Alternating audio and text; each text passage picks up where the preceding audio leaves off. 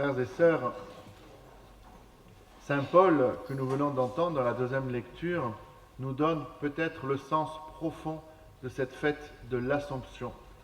Quand il est écrit « C'est en Adam que meurent tous les hommes.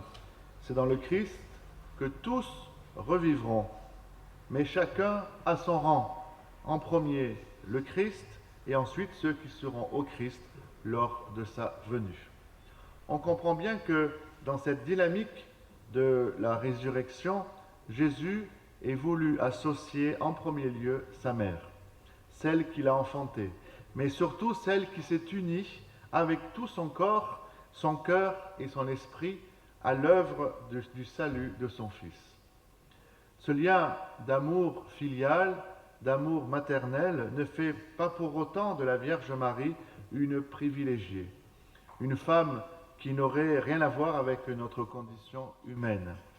Regardez d'ailleurs dans le Magnificat que nous venons d'entendre, Marie rend grâce à Dieu pour l'avoir choisie comme une humble servante. Mais très vite, elle se décentre d'elle-même. Elle ne dit pas « je », mais « nous ». Elle s'identifie au peuple des pauvres, au peuple des humbles, des affamés, de tous ceux qui attendent le salut de Dieu, et ils sont nombreux.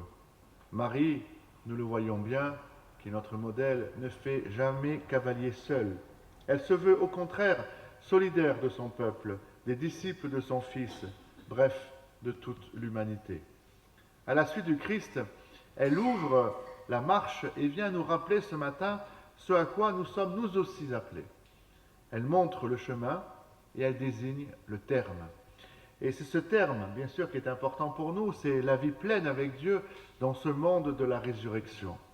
À la suite de Jésus, Marie nous redit que nous sommes faits pour la vie. Et c'est très important de se le redire, que tout ne se termine pas avec la mort physique. Oui, nous sommes appelés, frères et sœurs, à entrer dans un monde nouveau où toute larme cessera, où le mal et la mort auront disparu. Ce monde, bien sûr, reste mystérieux. Mystérieux parce qu'il est difficile pour nous de l'imaginer. Ce sera comme une nouvelle naissance et nous savons bien que l'enfant dans le ventre de sa mère peut difficilement imaginer le monde dans lequel il va vivre. Dans une société qui parle beaucoup de la mort, ne serait-ce que dans les actualités, il suffit d'allumer la chaîne, n'importe quelle chaîne d'actualité, voyons bien que la mort est bien présente, et malheureusement dans notre ville, presque quotidiennement. Mais très peu parlent de l'au-delà, Il nous est bon d'entendre qu'une espérance, frères et sœurs, nous est offerte. La mort ne saurait être le dernier mot de l'homme, car elle n'a pas le dernier mot de Dieu. Dieu nous a fait pour la vie. Dans son amour, il nous appelle chacun à entrer tous ensemble dans cette communion avec lui, faite de lumière et de joie. Marie a expérimenté au plus profond d'elle-même cet amour de Dieu qui nous rejoint chacun d'entre nous. Elle a accueilli en elle, elle s'est laissée transformer par lui.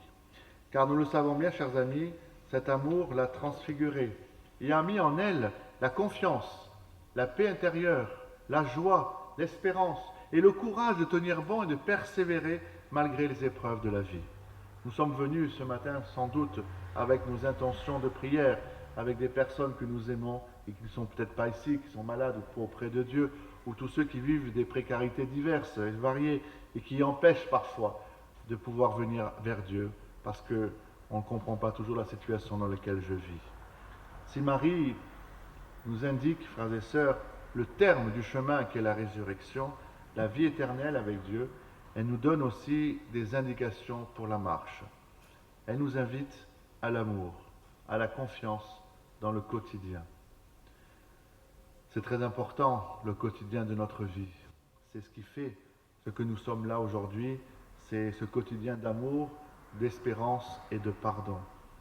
Oui, c'est la vie éternelle n'est pas simplement cette vie promise après la mort, c'est déjà la qualité de vie qui nous est donnée de vivre ici-bas. Nos frères bouddhistes sont à la demande d'une paix à trouver avec eux-mêmes, en eux-mêmes et avec les autres. Qu'en est-il pour nous? N'avons-nous pas à faire aussi, nous aussi, cette expérience, frères et sœurs, de transformation intérieure liée à l'accueil quotidien de l'amour de Dieu en nous? J'aime beaucoup cette invitation toute simple du prophète Michée que je vous offre en ce jour. Homme, homme, femme, le Seigneur t'a fait savoir ce qui est bien, ce qu'il réclame de toi. Rien d'autre que pratiquer la justice, aimer la miséricorde et marcher humblement avec ton Dieu. Tout est résumé dans ce verset, Michée chapitre 6, verset 8. Ce matin, nous sommes venus pour prier Marie, mais Marie vient au-devant de nous pour nous inviter ensemble à cette marche avec Dieu, à la confiance et à l'espérance. Comme elle le dit dans le Magnificat, elle se veut proche tout particulièrement des affligés, de ceux qui ont des problèmes de santé, de couple ou de famille, de ceux qui sont touchés dans leur travail et leur profession. Qu'il me soit permis d'évoquer ici la situation de notre pays.